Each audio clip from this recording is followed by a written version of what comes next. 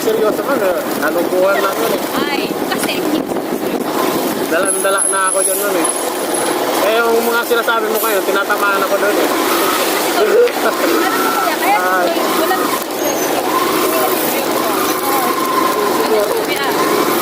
Kasi kung alam mo yung babae kasi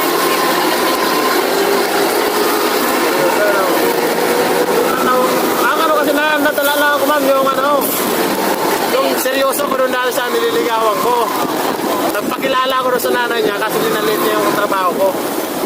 Tapos sabi ko na sa babae, kung tunay mo talaga akong mahal, pag nalaban mo kahit anong sitwasyon ko. Oo. Kaya simula nun, wala na ako sa katinang magseryoso kung makapagibagay na yan.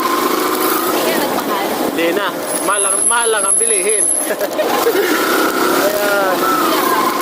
Wala na ma'am. Sa tamang panahon siguro yan.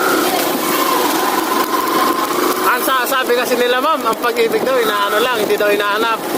Kung saan dumarating yan. Ay kuya, Eh, maghapon ako kapabiyahe, wala.